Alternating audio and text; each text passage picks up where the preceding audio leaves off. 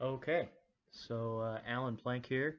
This is the Monday night PIR Cat 4-5 race on June 3rd.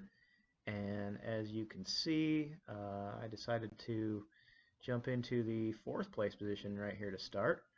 Um, and the first lap was pretty calm. This guy going by on the right there was leading pretty much the whole first lap. And coming up to start the second lap, nobody else really wanted to do anything. So I decided to jump on the front, and you'll see here I take a pretty decent lead out. Just decide to see if I can wake everybody up. Let's get things going a little bit. I don't want to get lapped by the 1, 2, 3s, on the third lap. So cruising around here. I like to pick it up just a little bit on these corners. It's fun for me to kind of stretch things out early on and make some people work. Um, and especially on this corner here. So that's a fun one for me to really pick it up coming out of there. Really makes everybody have to push a little bit, especially as the peloton gets stretched out there. Those people in the back have to work to get back on. So in this particular case, it worked better than I even intended. You see Jay here moving in front of me, and I think this is about the point where I look back over my shoulder and, oh, well, there's the end of that first lap, but realize it's just me and Jay. We gapped everybody, so I think we decided to just go for it. Let's see if we can do this, right? We got the two biggest teams represented in a breakaway all of a sudden. Team Oregon presented by Rada Paint, I believe, and then me on Dialed and Dialed Cycling Club, Dialed Cycling Team. So we just take turns. Back and forth here. You're going to see just a whole lot of, there I'm in front, then Jay's in front. And here I go to the front again. And this is pretty much the way the rest of the race went down. At one point, Jay said to me, "Hey, I think if we hold between 275 and 300 watts, we'll maintain the gap." And I said, "Okay." So when he was out in the front, I did my best to really hide behind him. And then when I went out in the front, I was actually trying to keep it above 300. I'd basically pull off to the side when I noticed my power drop below 300. Here we go, passing one of the women, or the women field, and yeah, it just continues. There's Jay, and then I go to the front again, and coming up on the finish line here, Jay's back in front. We did decide early on that we weren't really gonna battle for the preem laps. It made more sense to us to just do everything we could to maintain the breakaway, and we could save our battling for the big sprint finish at the end. So here we are. Let's see, 21 minutes in, and we're both hurting. I mean, you can see my heart rate's been up around 175, 180 for pretty much the whole race so far. It was rough. Probably the hardest race I've been a part of out at PIR so far. I just started last year racing out there. Did a lot of triathlons and stuff before, so PIR is definitely a lot of fun for me.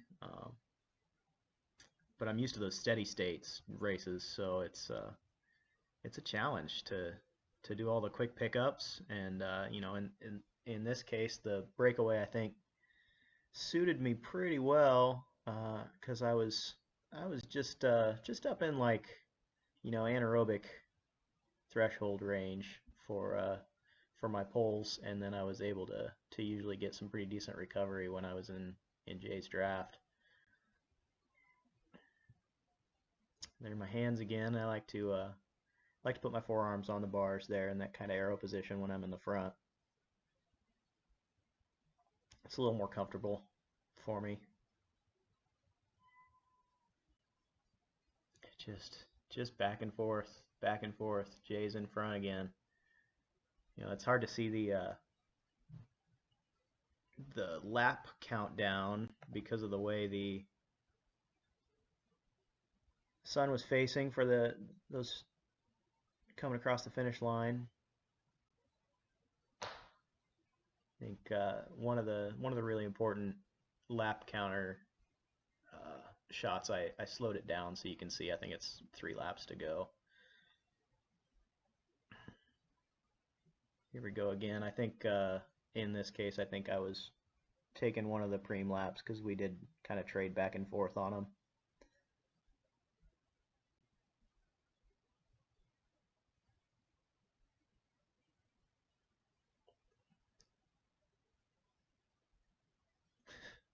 Jay's in front, and then I take the lead, and then Jay's back in front,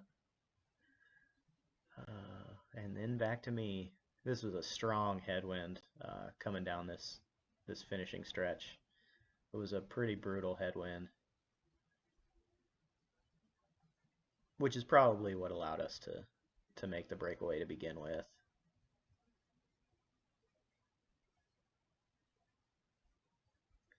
I think that's one of our lap traffic guys. Didn't catch his number.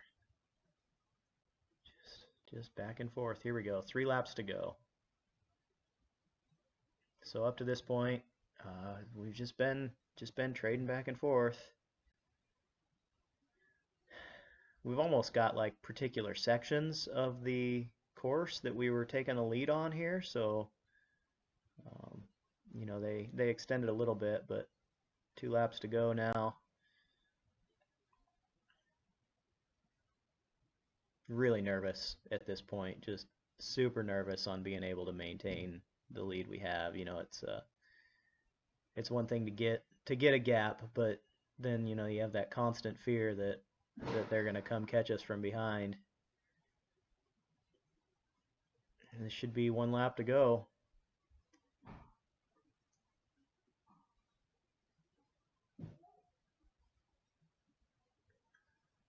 And this is me taking the final pole. It was kind of a long pole on this one. I think I was more concerned about being caught than I was about actually winning the final sprint. So I just decided to kind of go for it here. As you can see, my power numbers aren't nearly what they were earlier on, but I just gave it what I had, in hopes that I would maybe have a little bit left at the end.